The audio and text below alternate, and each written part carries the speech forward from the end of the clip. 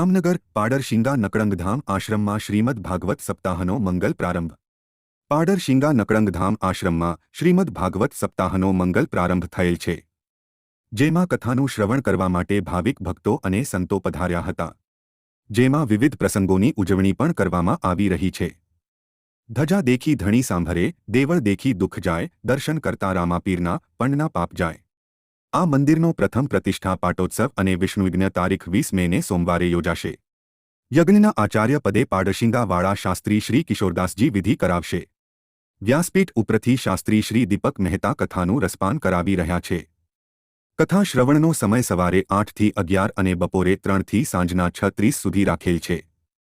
તારીખ 19 ને રવિવારે સવારના 10:30 કલાકે શ્રી સંત દર્શન અને ધર્મસભાનો લાભ મળશે। સંતોની ઉપસ્થિતિમાં બપોરે 12:30 કલાકે ગૌશાળાનું ખાતમુહૂર્ત કરવામાં આવશે। આ પ્રસંગે નામી કલાકારો રાત્રિના સમયે સંતવાણી રજૂ કરશે। આ ઉપરાંત ભવ્ય લોક ડાયરાનું આયોજન પણ કરવામાં આવેલ છે।